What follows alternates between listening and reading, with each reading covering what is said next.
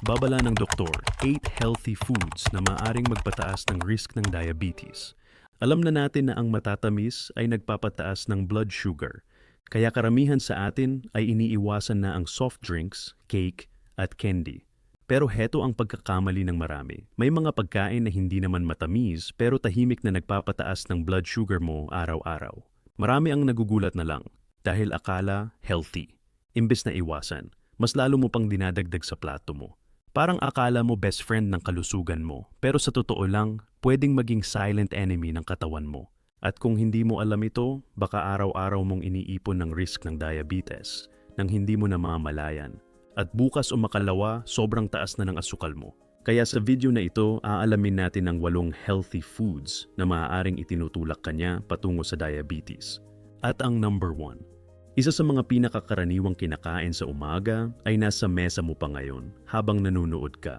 Kung hindi ka pa nakapag-subscribe sa channel ko, pindutin na ang buton. Tara, tuloy tayo. Bakit ito mahalaga? Hindi lang asukal ang nagpapataas ng blood sugar. Kahit ang carbohydrates, kapag mabilis na ma-digest, ay nagiging glucose din sa dugo. Ito ang tinatawag na glycemic impact.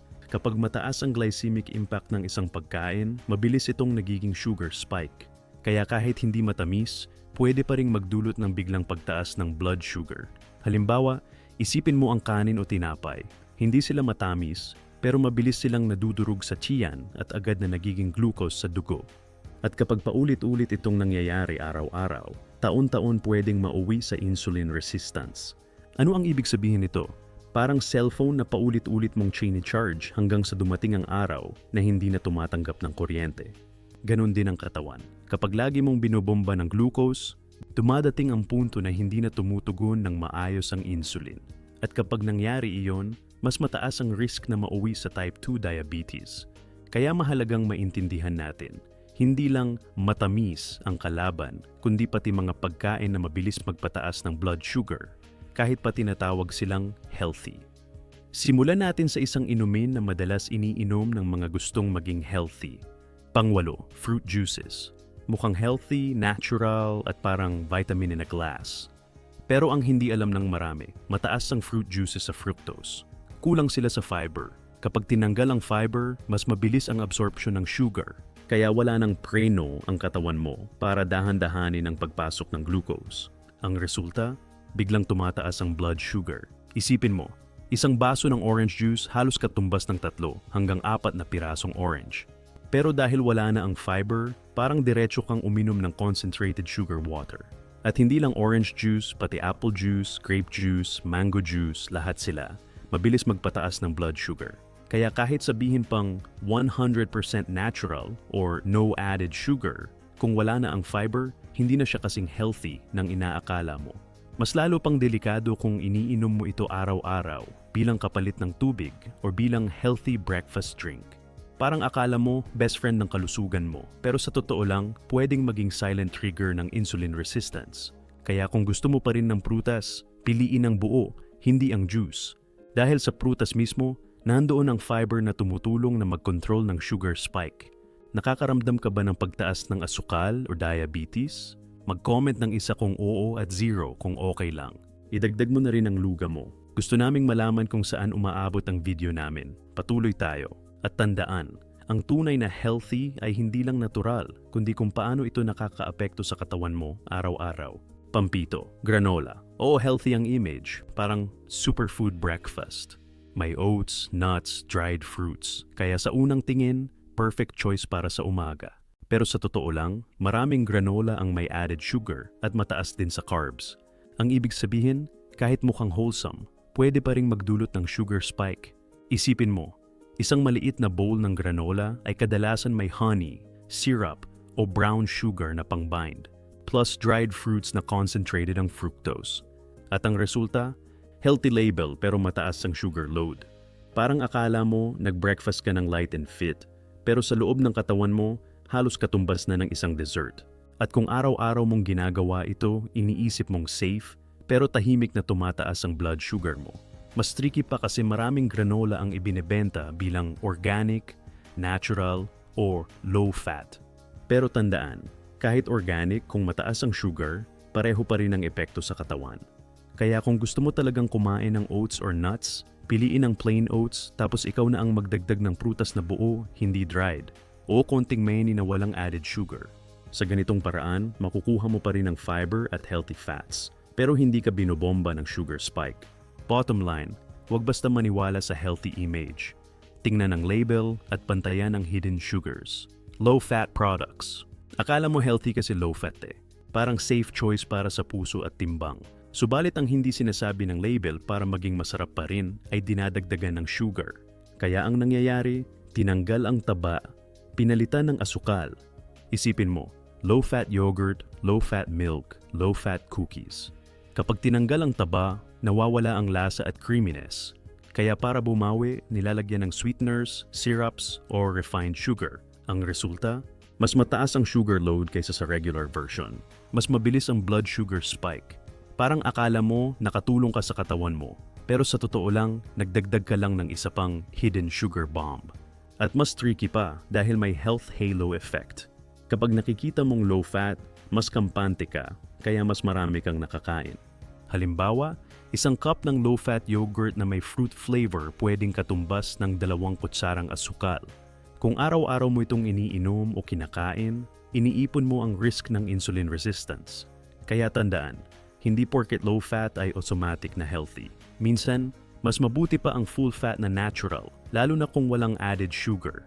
Ang tunay na kalaban dito ay hindi ang taba, kundi ang sobrang asukal na nakatago sa label.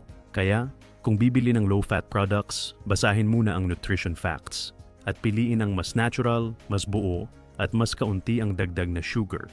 Ang bottom line, huwag basta magpadala sa low-fat label. Dahil minsan, ang akala mong mas safe, siya pa pala ang mas mabilis magpataas ng blood sugar. Panglima, instant oatmeal. Alam mo, hindi lahat ng oatmeal ay pareho. May instant oatmeal, may whole oats o steel-cut oats. Ang instant oatmeal ay mabilis na matunaw at mabilis ding nagiging glucose sa dugo. Kaya kahit akala mo healthy breakfast, pwede pa ring magdulot ng sugar spike. Ito ang isipin mo, isang sachet ng instant oatmeal na flavored. Kadalasan may added sugar, milk powder, or syrup. Tapos dahil pinino na ang oats, halos wala ng fiber na magpapabagal sa digestion. Ang resulta, biglang taas ng blood sugar, lalo na kung kinain mo ng walang kasabay na protina or healthy fat. Parang akala mo, nag-breakfast ka ng safe at light, pero sa loob ng katawan mo ay halos katumbas ng isang bowl ng sweetened cereal. At kung araw-araw mong ginagawa ito, iniipon mo ang risk ng insulin resistance patungo sa diabetes. Mas okay talaga ang whole oats or steel-cut oats. Mas buo ang fiber at mas mabagal itong tunawin, kaya mas steady ang pagpasok ng glucose sa dugo. Kaya kung gusto mo ng lasa, magdagdag ng prutas na buo, gaya ng saging o mansanas, o konting mani at chia seeds para may healthy fats at protein. Sa ganitong paraan, hindi lang mas masarap, mas balanced pa ang epekto sa blood sugar. Ang bottom line, hindi porket oatmeal ay automatic na safe. Laging piliin ang mas buo, mas natural, at mas mabagal na tunawin. Ang tunay na healthy ay hindi lang kung ano ang nasa label, kundi kung paano ito kumikilos sa loob ng katawan mo. Pang-apat, smoothies. Mukhang nutritious at colorful. Parang health drink na perfect pang umaga. Pero kapag sobra ang prutas, sobrang sugar intake ang dulot. Lalo na kung combo ng banana plus mango plus juice. Ang resulta, healthy pero overload. Isipin mo, isang malaking baso ng smoothie na may 2 saging, isang mangga, tapos hinaluan pa ng apple juice. Sa isip mo, vitamin powerhouse. Pero sa loob ng katawan mo, halos katumbas ng isang malaking soft drink sa dami ng sugar. At dahil blended na, wala na halos ang fiber na dapat sana ay magpapabagal sa absorption ng sugar. Kaya mabilis ang blood sugar spike, parang shortcut. Imbes na dahan-dahan ang pasok ng glucose, biglang buhos agad sa dugo. Mas tricky pa kasi maraming smoothie shops ang nagdadagdag ng honey, syrup, or sweetened yogurt para mas masarap. Kaya lalo pang tumataas ang sugar load. Kaya kahit sabihin pang all-natural o fruit-based, kung sobra ang prutas at may dagdag na sweeteners, hindi na siya kasing healthy ng inaakala mo. Mas okay kung balanced ang smoothie. May gulay tulad ng spinach o kale, may protein gaya ng Greek yogurt o chia seeds, at hindi sobra ang prutas. Sa ganitong paraan, makukuha mo pa rin ang mga nutrients pero hindi ka binobomba ng sugar spike. Ang bottom line, huwag basta magpadala sa kulay at healthy image. dahil minsan ang akala mong vitamin boost ay silent sugar overload pala. Pangatlo, brown bread. Hindi lahat ng brown bread ay whole grain. Minsan kulay lang, refined pa rin, kaya mabilis pa rin ang sugar spike. Maraming tao ang naniniwala kapag brown healthy na. Pero ang totoo, maraming tinapay na brown dahil lang sa food coloring o molasses. Hindi ibig sabihin na buo pa ang fiber. Kapag refined pa rin ang flour, mabilis itong nadudurog sa tiyan at mabilis ding nagiging glucose sa dugo. Ang resulta, halos kapareho lang ng white bread ang epekto. Biglang tumataas ang blood sugar. Parang akala mo safe choice. Pero sa loob ng katawan mo, sugar spike pa rin ang ending. Mas tricky pa kasi maraming packaging ang gumagamit ng salitang wheat bread or multigrain. Pero kapag binasa mo ang label, refined flour pa rin ang pangunahing sangkap. Kaya tandaan, huwag basta magpadala sa kulay. Ang tunay na whole grain bread ay dapat may buong fiber at hindi lang brown look. Isipin mo, kung ang tinapay ay gawa sa refined flour, kahit brown pa ang kulay, mabilis pa rin ang epekto sa blood sugar. Mas okay kung pipiliin ang 100% whole grain o whole wheat na bread. Tingnan ang label. Dapat whole grain flour ang unang ingredient. Sa ganitong paraan, makukuha mo ang fiber na tumutulong na magpabagal ng digestion, mas steady ang glucose release, at mas mababa ang risk ng insulin resistance. Bottom line, hindi lahat ng brown ay healthy. Minsan, kulay lang ang nadadagdag pero refined pa rin ang epekto sa katawan mo. Pangalawa, energy granola bars. Mukhang convenient, madaling dalhin. Parang healthy snack on the go. Pero ang hindi alam ng marami, mataas ang sugar at mataas ang carbs. Kaya sa totoo lang, parang candy bar na nakadisguise. Isipin mo, isang maliit na energy bar. May oats, nuts, dried fruits, pero kadalasan may honey, syrup o chocolate coating. Minsan pa may protein boost na hinaluan ng sweetened powder. Ang resulta, halos katumbas ng isang candy o chocolate bar ang sugar load. Mabilis ang blood sugar spike. Parang akala mo nag-snack ka ng healthy fuel, pero sa loob ng katawan mo, sugar bomb pa rin ang epekto.